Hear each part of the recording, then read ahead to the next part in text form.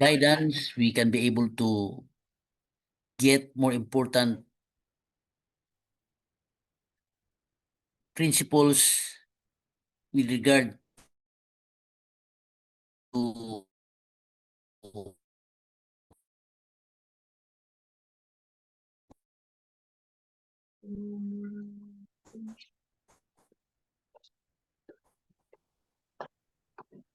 defending from your this issue as a continuation to what we have discussed last time. Thank you for answering our prayer this week. Pray in Jesus' name. Amen. Now, I think you are familiar with hadith. Hadith are consist of the sayings, the actions, and approvals of Muhammad the Prophet. And we have to look into the hadith teachings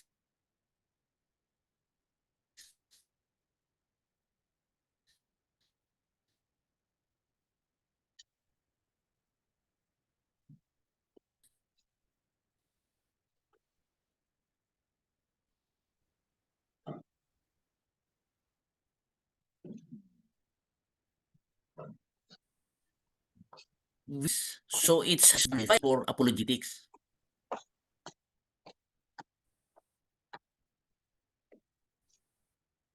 And, and at the same time, able to let them realize and understand that what we believe is correct and that their position is questionable. So according to the hadith that Jesus is not the Son of God, nor is he divine. According to Sahih al-Bukhari, Jesus was only a prophet. There is none with whom Allah shares his divinity. So that is it. Divinity is only exclusive to Allah and none other else. But in the Bible teachings, there are other divine persons aside from the Father. There is also his Son. That is why you will find in John 1, in the beginning was the Word, and the Word was with God, and the Word was God, and it became flesh. So it's not exclusive to one person. And then the Father, in fact, said, "This is my beloved Son, in whom I am well pleased." So the contradiction between Islam, based on the Hadith and Quran, is that it denies the divinity of Jesus, while the Bible affirms Christ's divinity as the central to salvation. Another conflict or contradiction is on the crucifixion and atonement, because according to Hadith, Jesus was not crucified but was taken up to heaven. It says in Sahih al-Bukhari 3448, Jesus, the son of Mary, will descend. He will break the cross, kill the pig, and abolish the jizya or tax. So through the Quran, Jesus was not crucified. And the Hadith affirms this indirectly and states he will return to set things right. Whereas the Bible stated clearly on Christ's death on the cross, and his death is essential to salvation. That's why it says Christ died for our sins according to the scriptures, 1 Corinthians 15:3. And in Hebrews 9:22, without the shedding of blood, there is no forgiveness of sin. So here is a great contradiction. The Hadith supports the Islamic teaching that Jesus did not die on the cross, which directly undermines the central message of the gospel. Another contradiction is between the Hadith and the Bible is on the means of salvation, because Hadith is based on works and Allah's mercy. According to Sahih al-Bukhari, no one will enter paradise because of his goodness alone.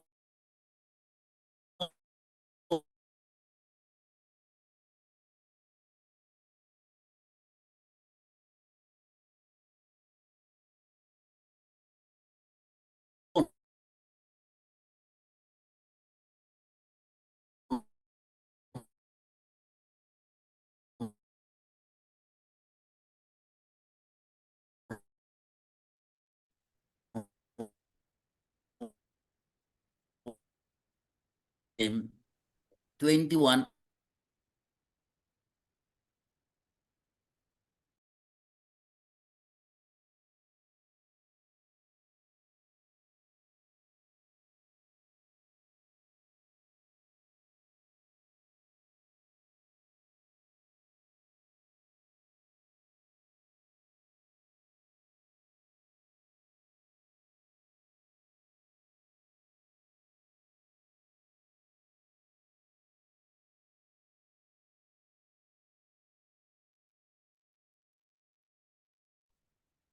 So,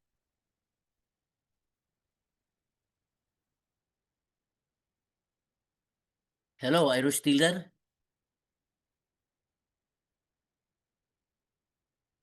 Hello? Yes po. Hello, Doc. Good evening, Doc. Yes, Doc. Nandito po kami. Yes, sir. Yes po, Doc. We still here.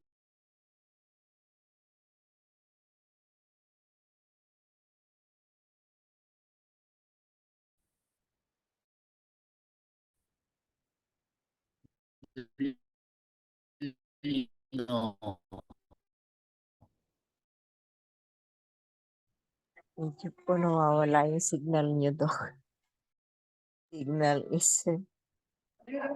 Doc, maybe your signal is not yet okay.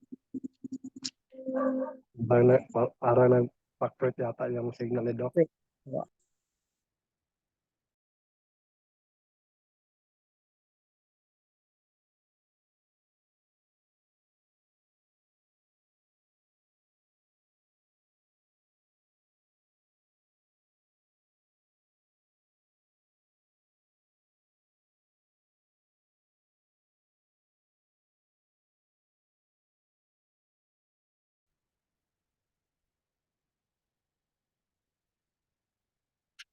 You will, hello?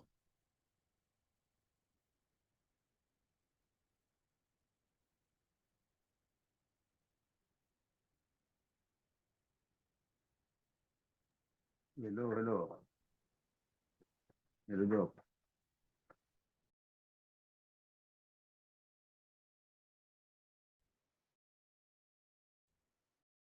Hello? Hello.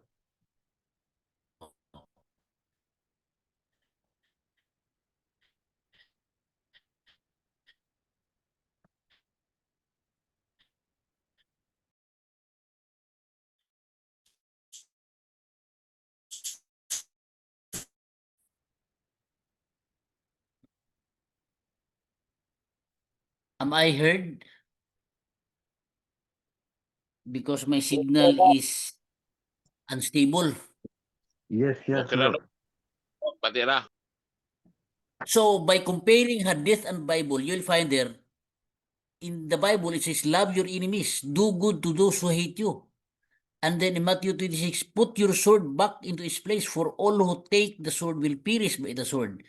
But in the Hadith, whoever changes his religion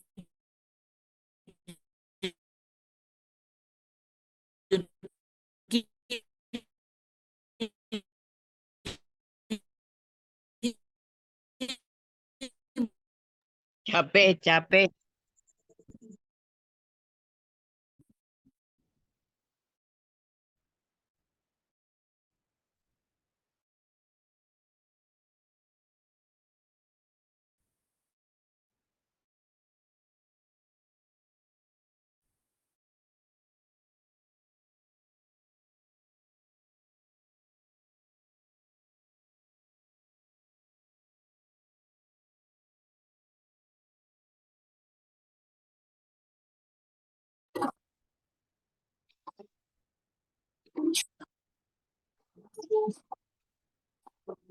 Shopee po, Shopee.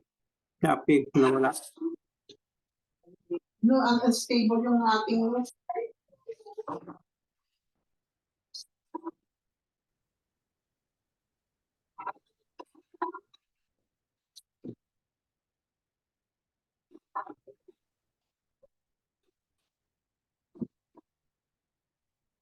mga dati pa rin mga instructor mo yan.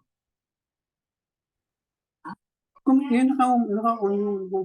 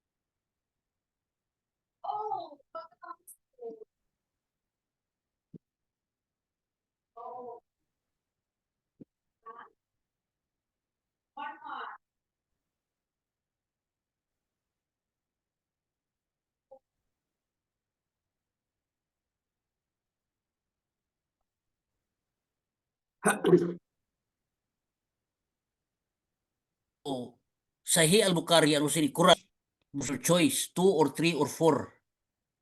And another in Sahih al-Bukhari, women are inferior in intelligence and religion. So women are deficient in intelligence and religion. So that is what it says. So why is this very important in citing this? Because we can use this in apologetics in dealing with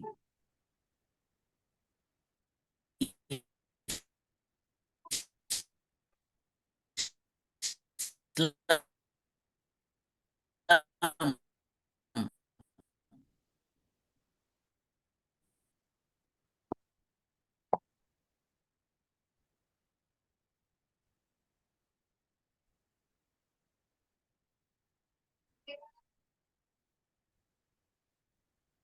The Bible is very clear that two shall become one flesh, and we are so intelligence. So be when the Bible treats male and female as equal,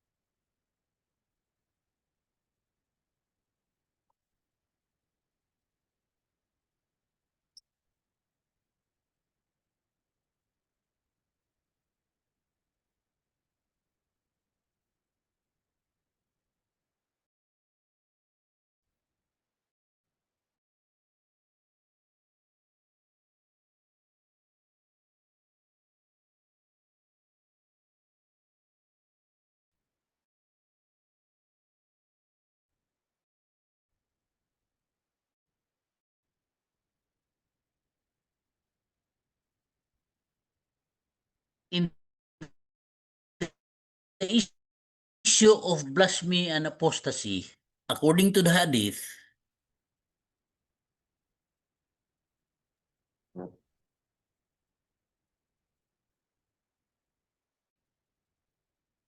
whoever reviles the prophet, kill him. Then his religion, kill him.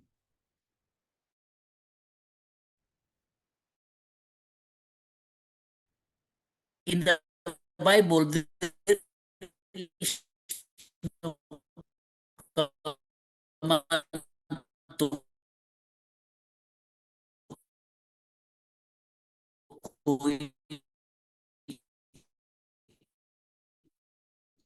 kill apostate or blaspheme.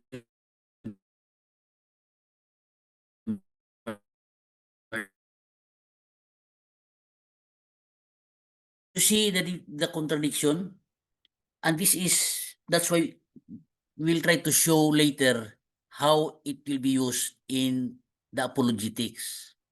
The contradiction is Islamic Hadith law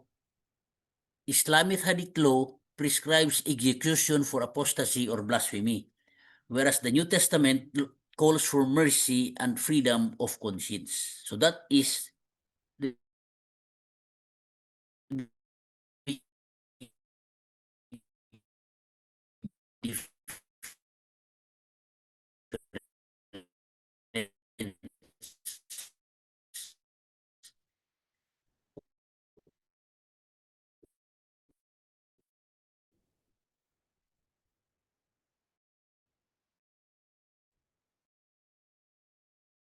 So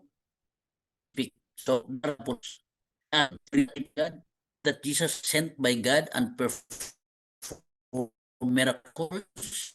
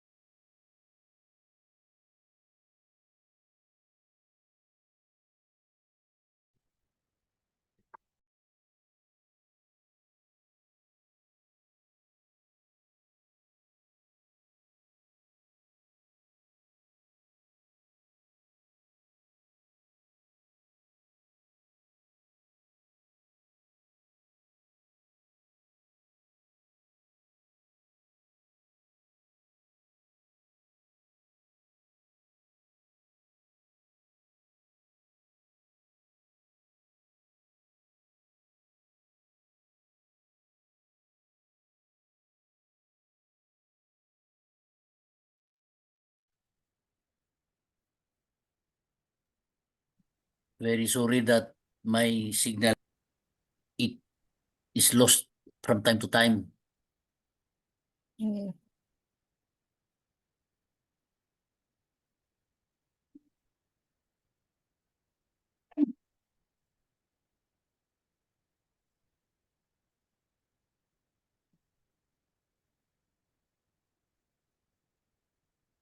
So these are some of the clarifying questions that would lead to a good dialogue with Islam.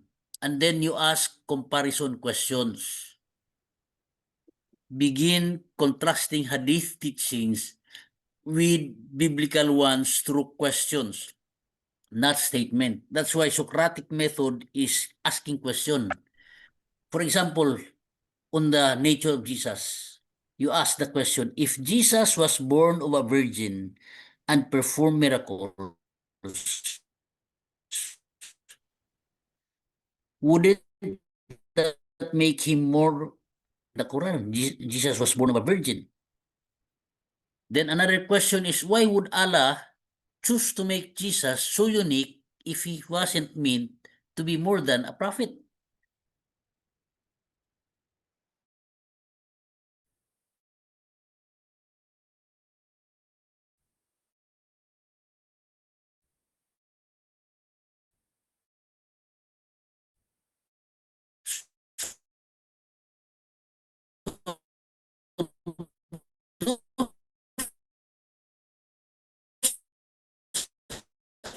These are questions that would lead them to why Jesus was crucified if he was not, is to think. So these are questions that would lead him to think on the issue of salvation. If no one is sure of their salvation, how do Muslims find peace? Because in the Islamic teaching, they cannot be assured of their salvation. But in the biblical teaching,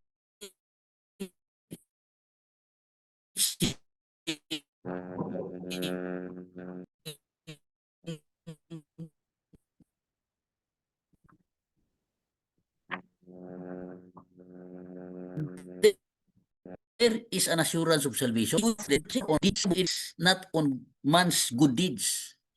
So one can actually make a comparison between how it is being taught in one as compared to the other. So it would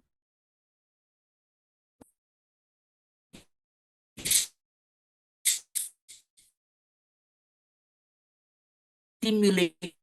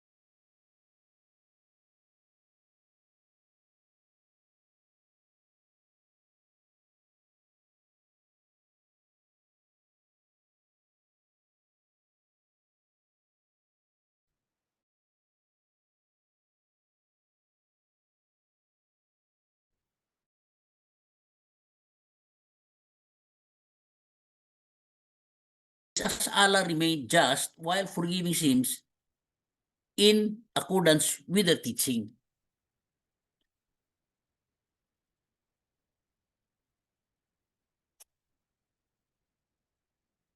Another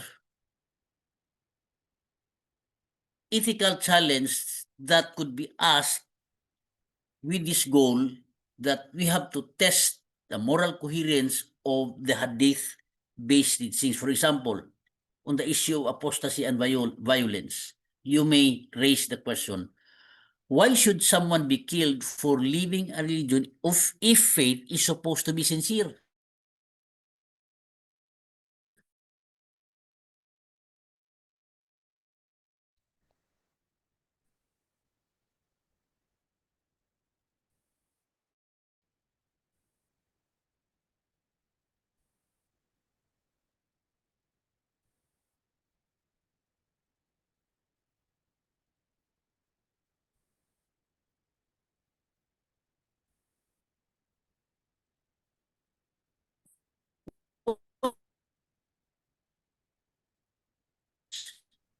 With the Bible. So the additional point is we invite reflection with personal questions. So the goal is get to the heart and let the Holy Spirit work.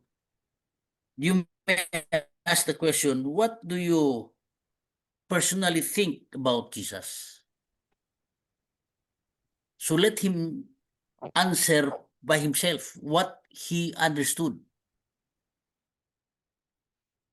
And then the follow-up question is, do you ever wonder why Jesus is honored so highly in both faiths? He is highly honored in the Bible and also highly honored in the Quran. So if God made a way for us to be saved by grace, then to raise these questions and let them answer, because that would lead them to seriously reconsider perhaps their current belief. If God made a way for us to be saved by grace, because theirs is not based on grace, then it's high time for us to insert what we believe. So if that is it, based on grace, why would you want to know it? So sample Socratic dialogue on the crucifixion. You may say, can I ask, do you believe Jesus was actually crucified? The normal answer is no. Islam teaches that he was not. Someone else was made to look like him. Then question, that's interesting.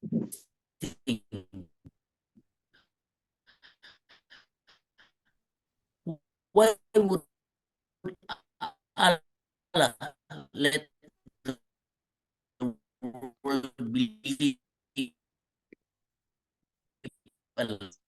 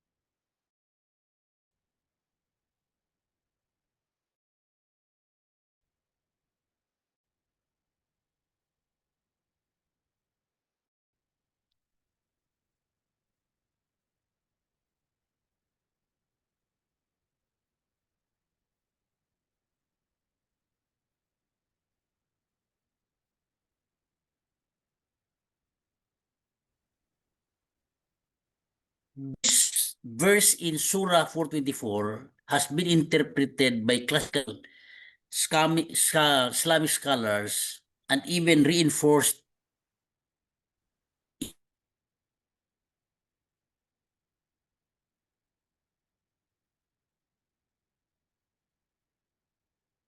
in hadith. The most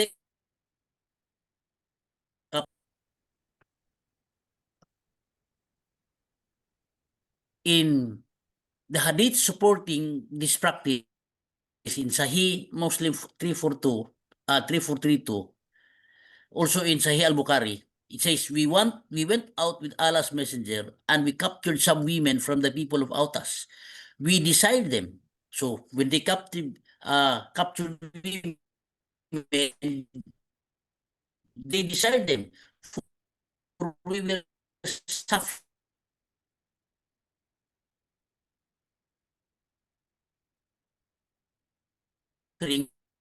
from the absence of our wife. They had no absence.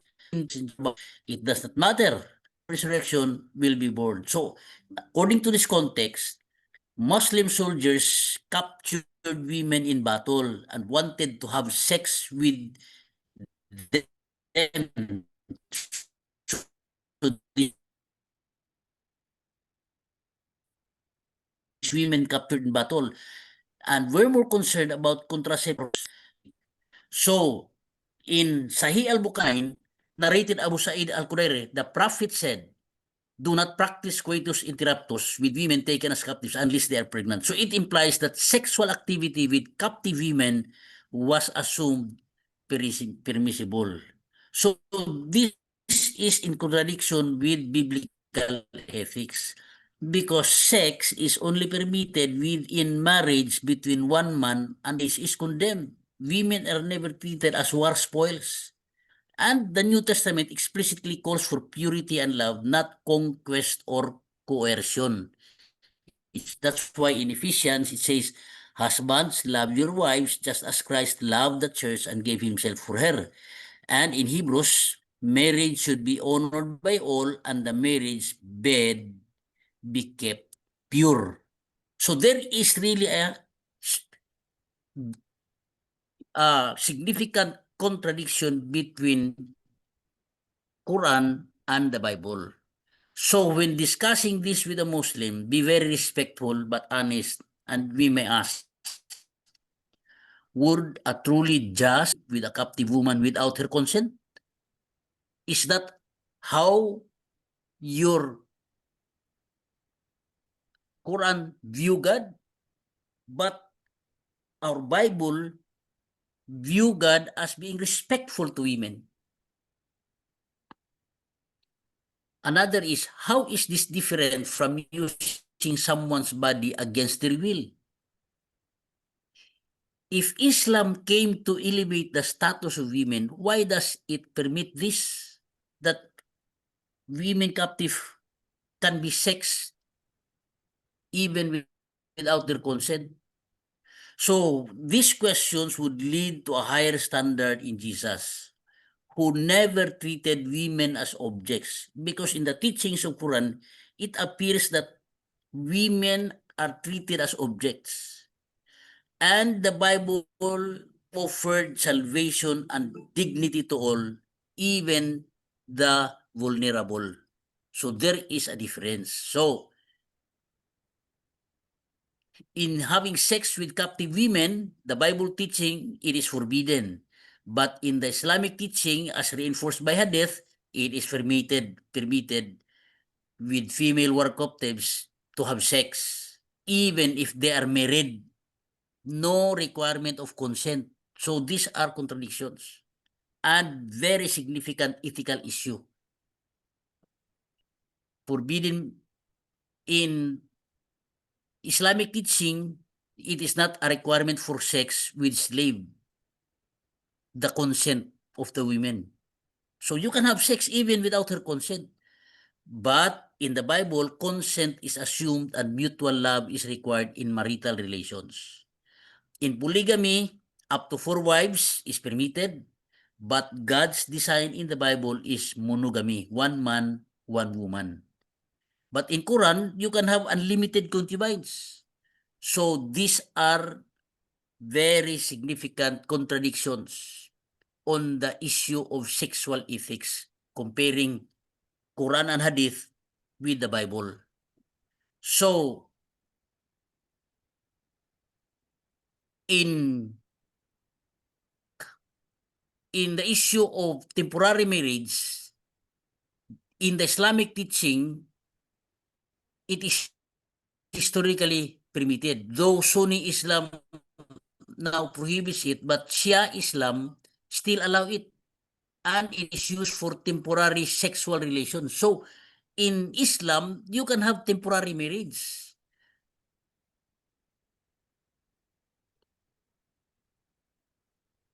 But in the Bible, there is no form of temporary marriage outside of covenant marriage. No sex outside of covenant marriage is permitted. So there is no such thing as temporary marriage. In the Islamic teaching, as reinforced by Hadith and Quran, there is punishment for adultery, stoning. But in the Bible, when man and woman were actually accountable, caught in adultery, grace, Christ offered a second chance by emphasizing repentance. The role of women in sexuality, according to Islam, it is an object. In fact, the woman is described as deficient in religion and intelligence, according to Bukhari 2658. But in the Bible, women are co-heirs with men in grace and valued equally in Christ. In marriage ethics, men may divorce easily, women have more restrictions, men can remarry more freely. But in the Bible, marriage is sacred and lifelong covenant. Husbands must love as Christ loves the church. So there is a strong distance as far as ethics or moral ethics is concerned. In lust and heart purity, according to Islamic teaching, external behavior is emphasized more than internal purity. But in the Bible, even in lustful thoughts is already considered adultery. On sexual orientations, homosexual acts are haram and punishable. In the Bible, same-sex behavior is also considered sin, but all sinners are called to repentance and grace. So, you see, the key biblical principle, sex is sacred, reserved for marriage. There must be consent and mutual love because these are essential. And women are image bearers of God, equal in value and dignity. Lust and objectification are sins of the heart. Jesus never took or used or degraded women. He elevated and protected them.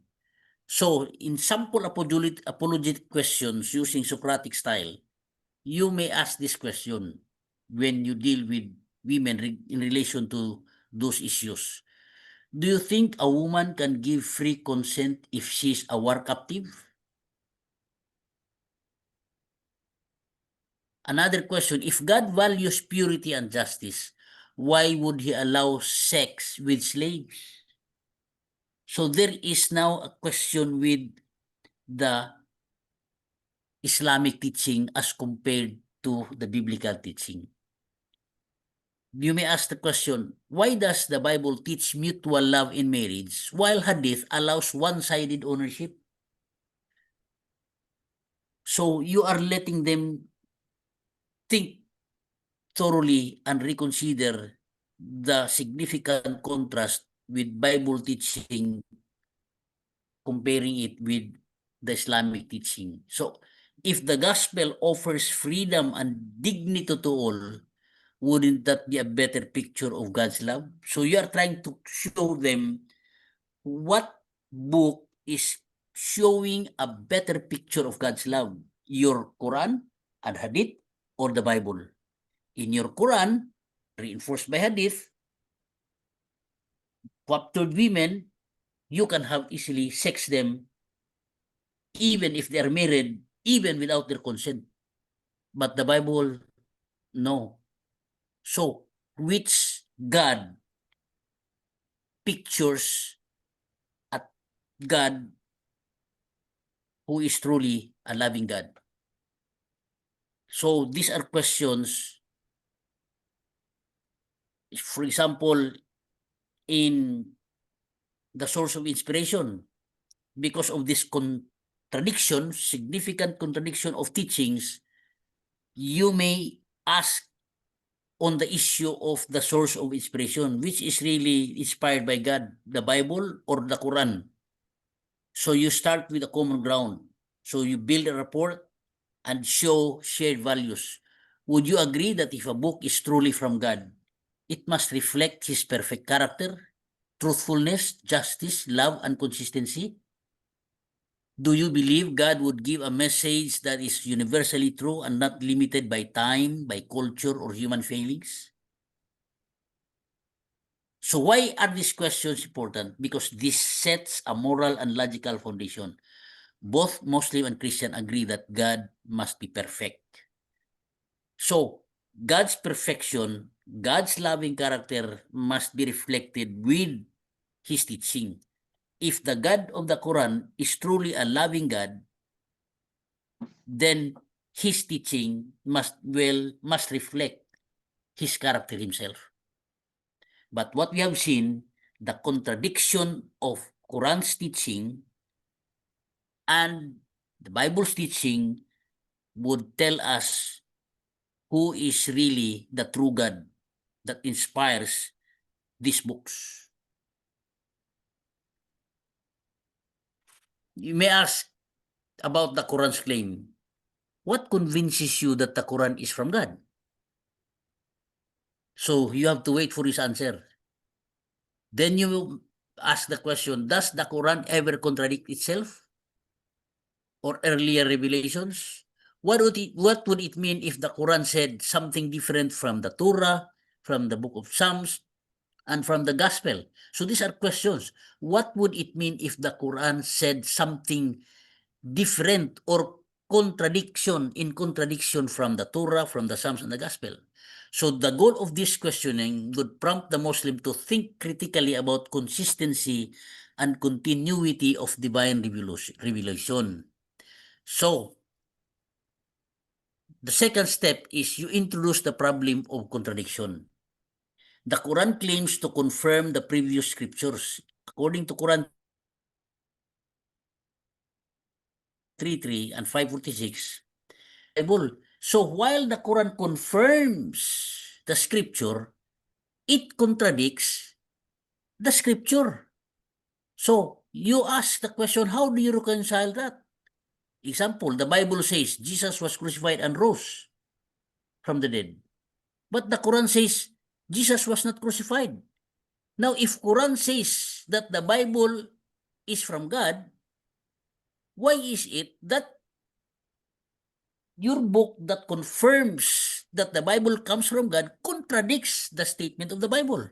So you are giving him a hard time of answering this question.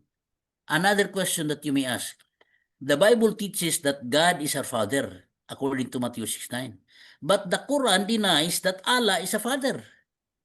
So how can that be according to Surah 112, verse 3? So there is contradiction. So let him answer that question.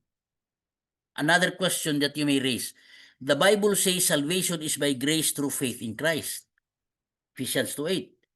But the Quran teaches salvation is earned by works and Allah's mercy.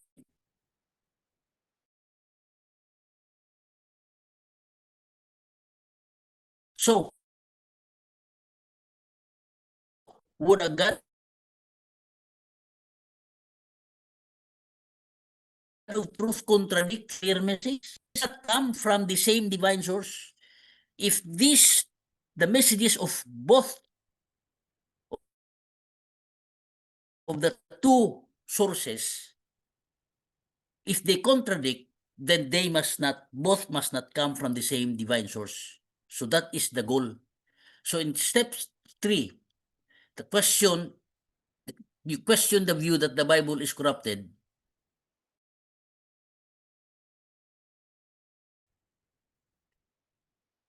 If Allah says in the Quran that the Torah and Gospel were guidance and light, according to Surah 5:46, and never says they were corrupted, so when did they change? According to your Quran, the Torah and the Gospel were guidance and light.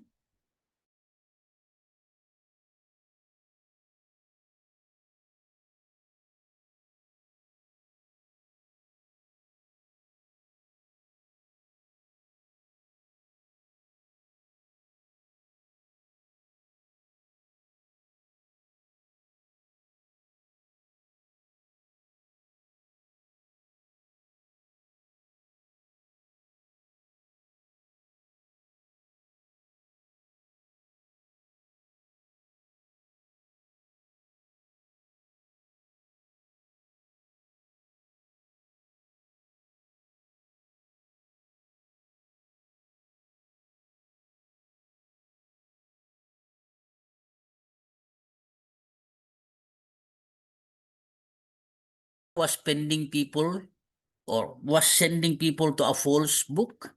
If your Allah through the Quran endorsed the Bible, then what you are saying is never believe the Bible.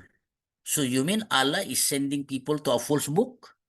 So the goal of this questioning is to challenge the claim of biblical corruption using Islamic sources themselves. And they will really have a hard time because I have encountered Islam in regard to this issue. He was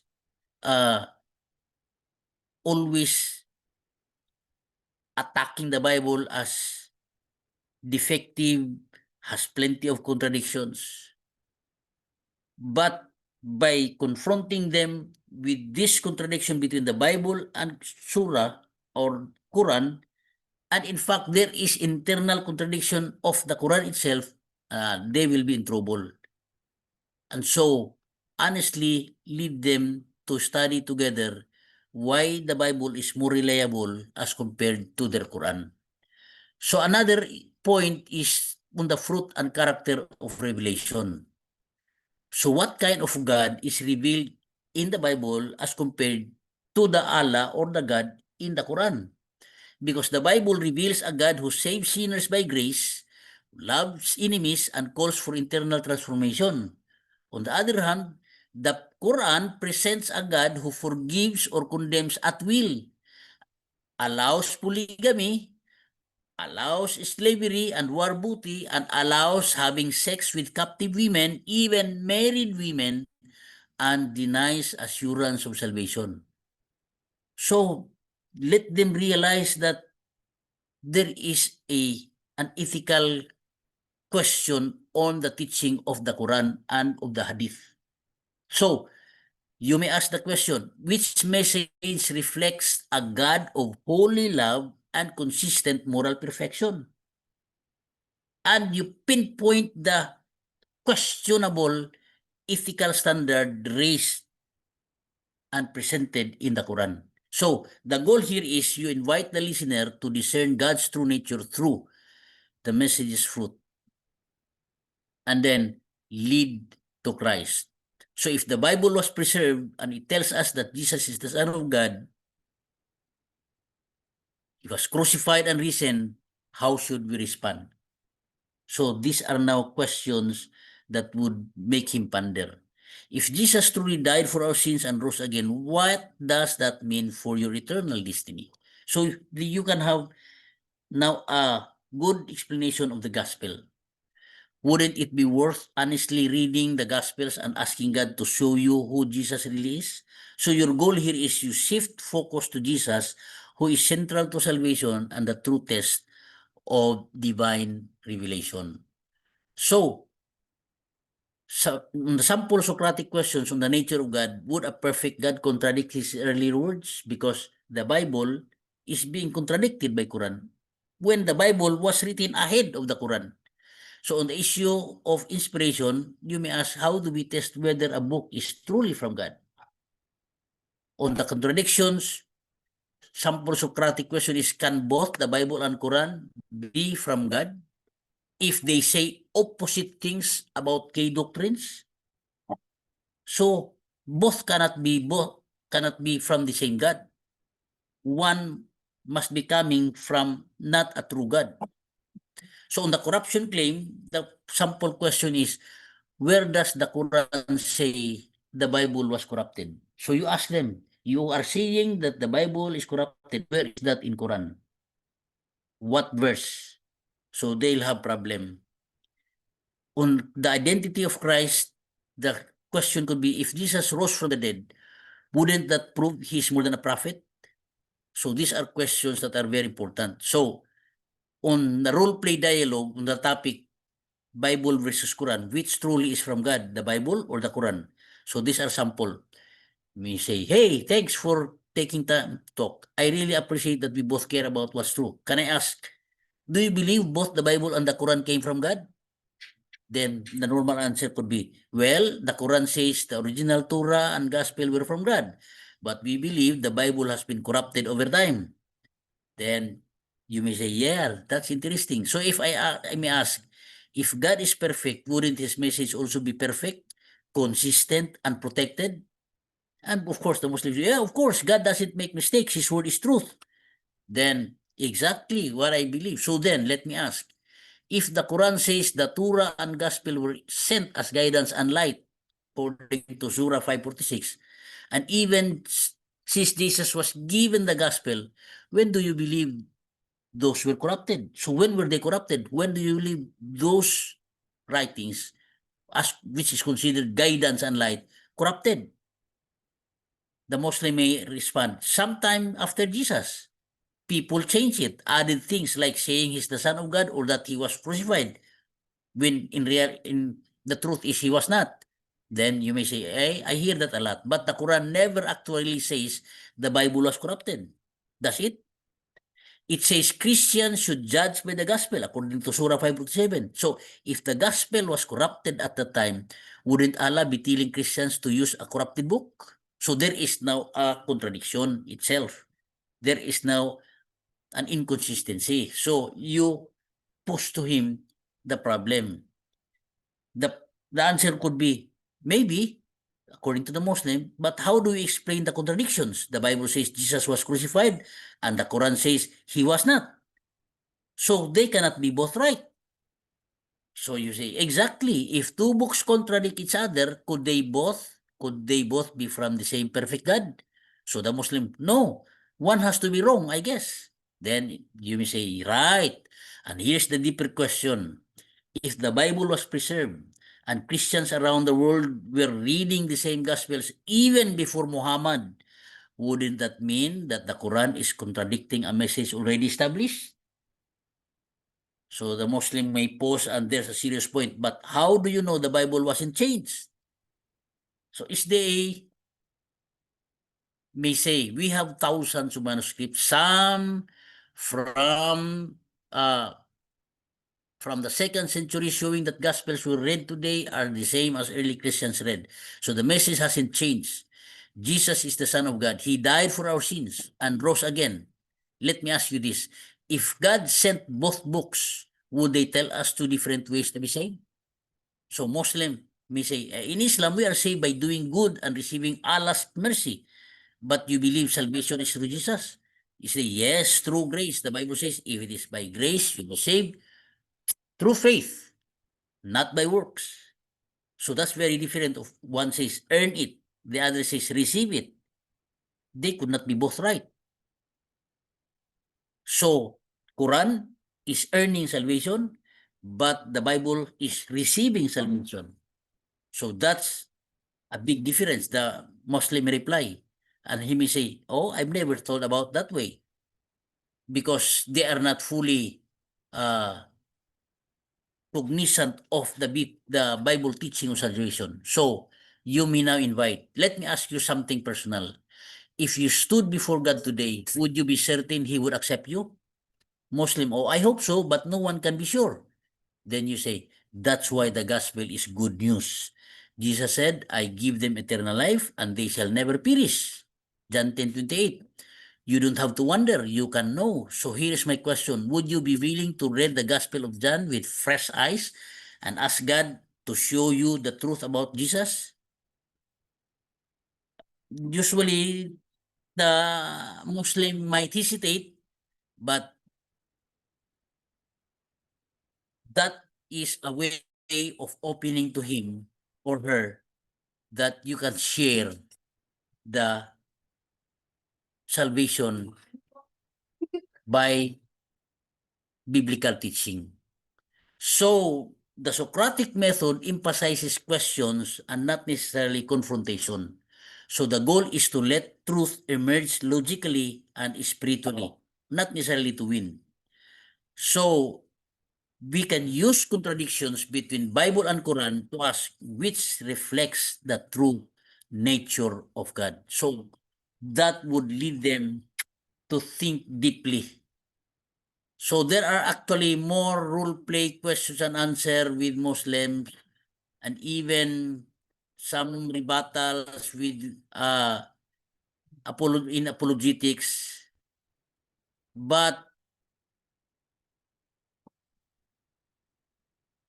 I don't know if we still have time to proceed to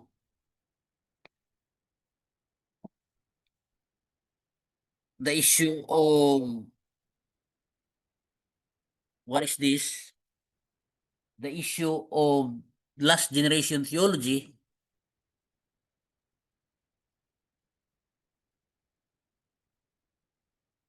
Because it's already 9 o'clock. I don't, maybe we can begin the last generation theology next meeting.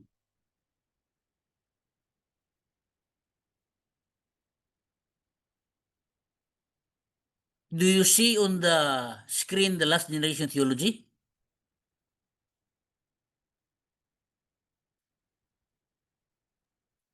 Look, we never see anything on the screen since the beginning. Wala Really? daw, wala. Oh, why you not tell me? I thought everything appeared on the screen. Maot signal man ko, Dok. Muna wala makita na mo. Abi na mo maot sa imong signal diya ba? Yeah. So I had been speaking without Without slide awak. anything on the screen. Yes. Yes. Pero okay na, Dok. Tan naman. Loud and clear. Even we cannot see, but at least we can relate. So in other words, this one are not seen on your screen? Yeah, since the beginning, Doc. Since the beginning. Because of the signal.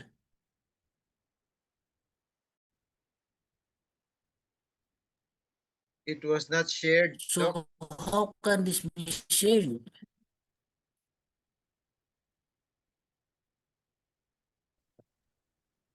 Means that we will have your slides in our messenger or somewhere. Tama, Dok. The better.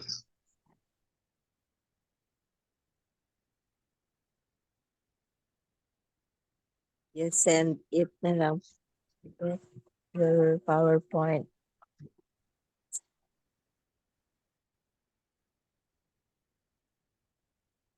We shared.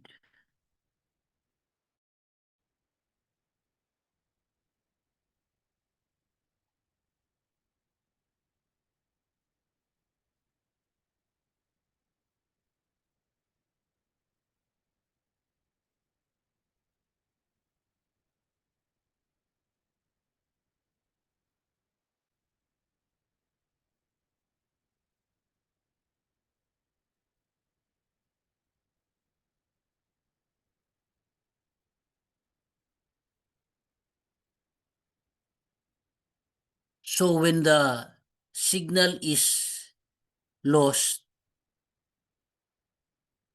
I thought automatically when it is restored, what is shared on the screen will also be restored automatically. But it's not actually what is happening.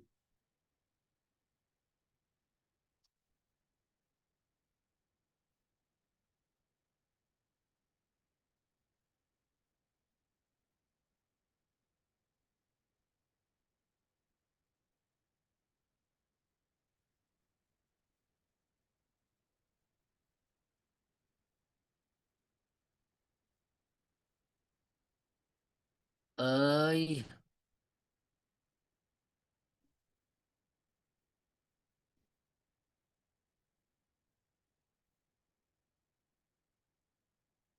so this is not shared.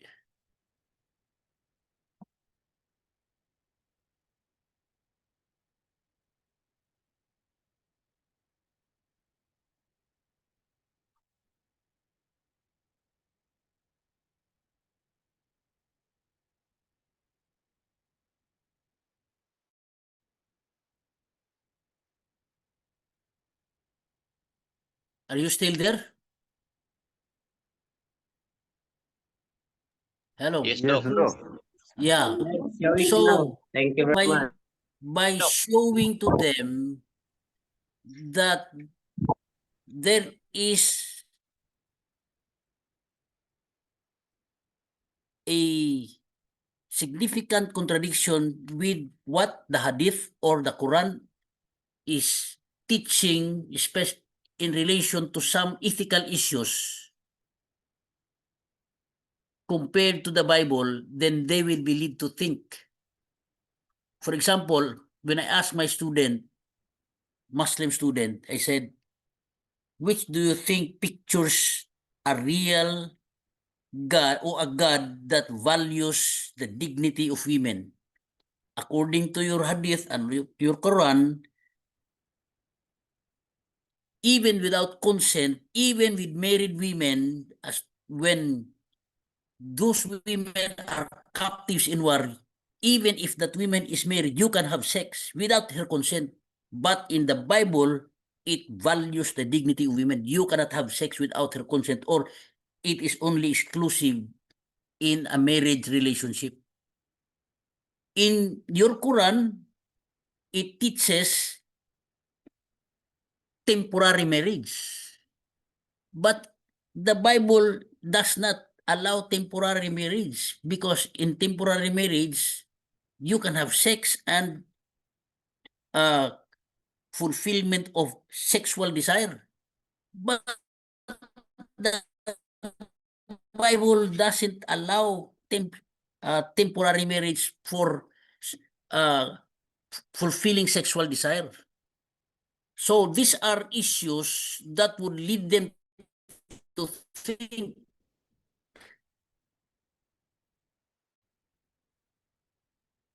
that the ethical moral issue reflecting who the uh, God that values the dignity, the worth, and honor of women is the God of the Bible compared to the Allah of the Quran. Are these slide now on your screen shown before? Have you seen this already? The Sahih al-Bukhari 2229. Yes, Doc. Okay, so you have seen this before, a while ago. Compared to the Bible, that sex is only permitted within marriage. In the Quran,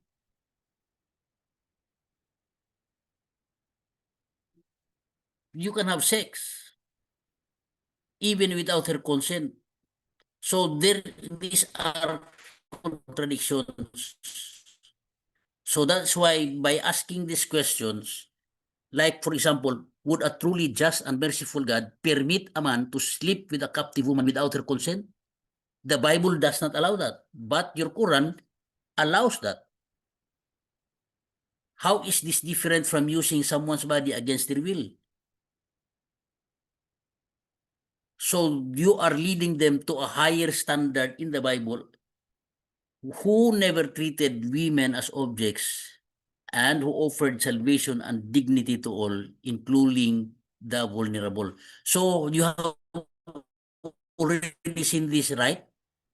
This comparison between Hadith, Quran, and the teaching of Islam compared to biblical sexual ethics. Have you already seen this? The one on the screen? Only this time, Doc. This one is not yet seen before. So by looking at this on the slide, you see the contrast between Islamic teaching and the biblical teaching. Because sex with women or with captive women, it is permitted in the Hadith and in the Quran. Permitted with female war captives, even if they are married. No requirement of consent. But in the Bible, it is forbidden. Sex is only permitted in the context of marriage. And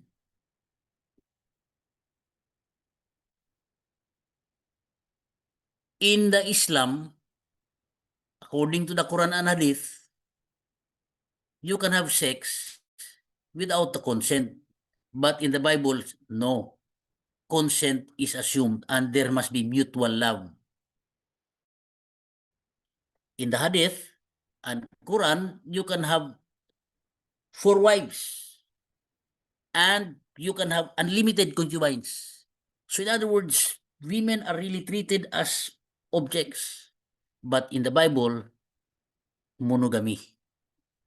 God designs monogamy, one man, one woman. So by letting them realize how far is their teaching or the Quranic teaching with the Bible teaching as far as the standard of morality is concerned.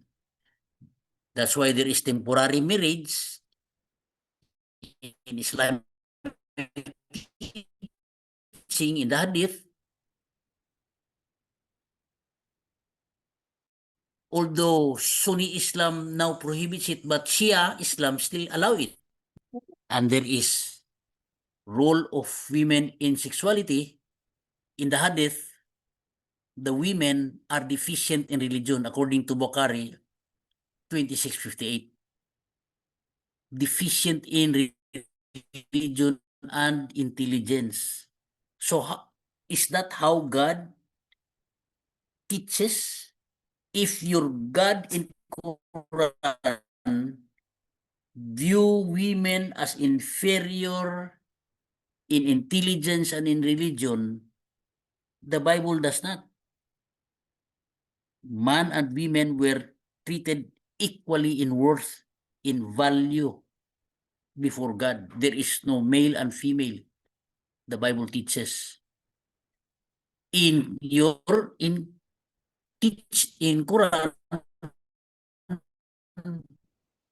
men may divorce easily and women have more restriction and men can remarry more freely. But in the Bible teaching, marriage is sacred. So by showing to them the contrast, they will really think deeply. And I have tried it when I have shown it to them. I even, because I would let them read actually the passage in their Quran. In lust and heart purity, in Quran, only external behavior is emphasized. But in the Bible, lustful thoughts are condemned. On sexual orientation, so you have here in the biblical principles, marriage, sex is sacred. Consent and mutual love are essential. Women are image bearers of God. Then lust and objectification are sins of the heart. And Jesus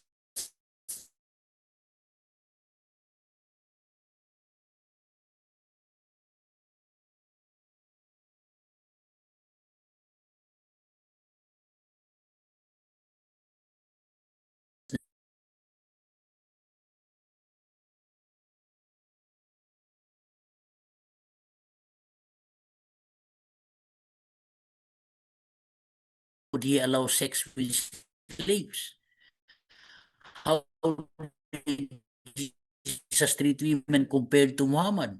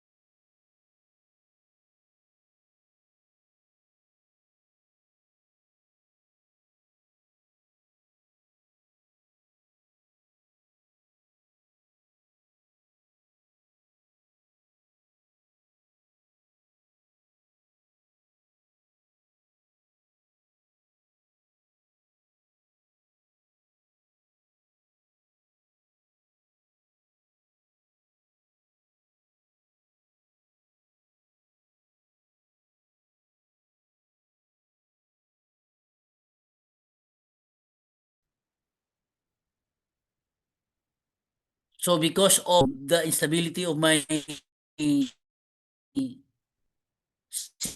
signal, my signal is unstable, so we will have, anyway, I have already presented the most important area in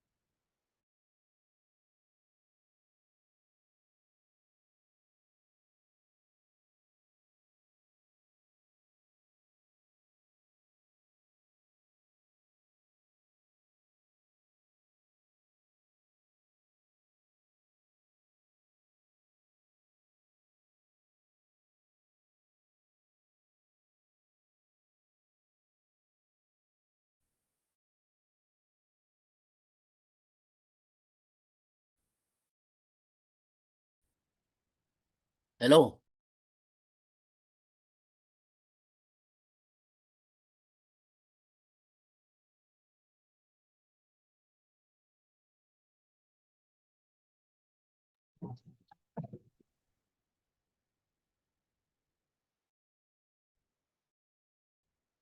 So I am very sorry.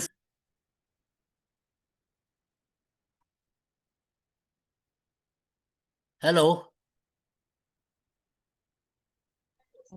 Yes. Hello Okay. po. Good evening, So Doc. because of my signal problem, so we better end here, and next meeting we will discuss on last generation theology. I hope that enough has been presented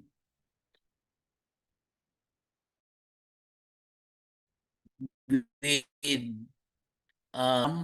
will discuss on last generation theology and how to deal with them apologetically.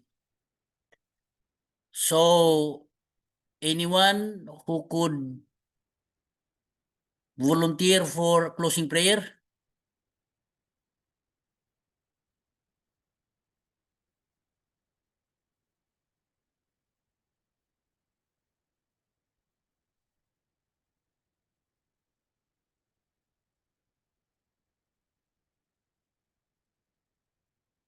Hello?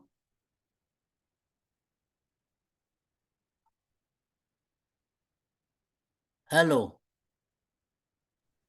Yes. Yeah, anyone who I could think. volunteer for closing prayer? Okay, we can pray. Willie here in Thailand. Shall we pray, Father God in heaven?